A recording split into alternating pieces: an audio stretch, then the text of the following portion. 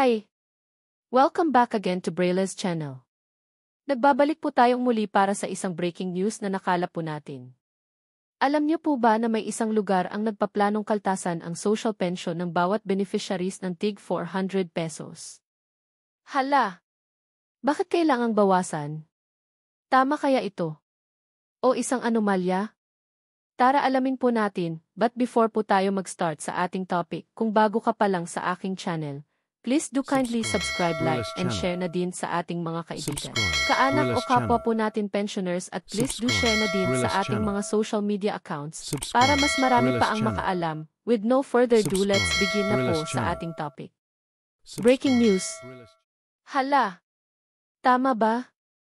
Planong pagkaltas ng 400 pesos sa social pension kada 3,000 na makukuha ng isang pensioner inalmahan. Saan kaya ito?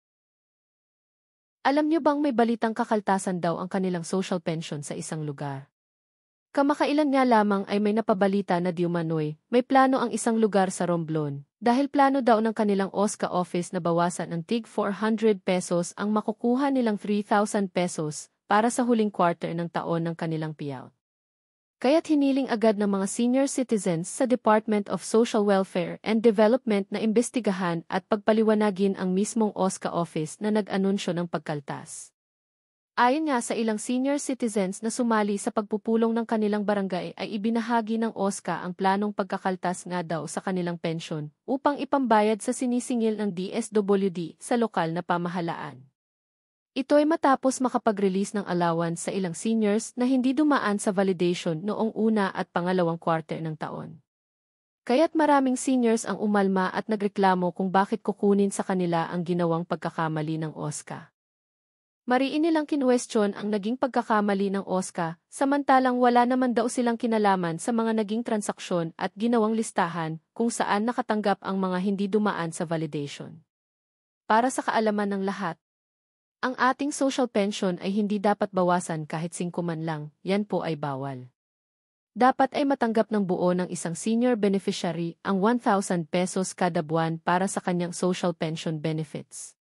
Kung may mga anomalya katulad nito ay dapat niyong ipagbigay alam sa national o sa mismong main office ng DSWD para maaksyonan agad at hindi na mabawasan pa ang benepisyo ng bawat seniors.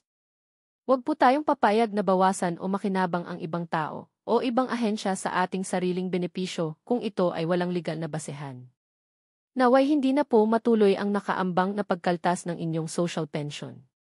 Karapatan po natin na ipaglaban ang anumang benepisyo na para lamang po sa atin. That's it. Manatili lamang po kayong nakatutok sa aking channel para sa iba pang informative videos na para po sa inyo. Ingatan at ipaglaban po natin ang ating mga benepisyo.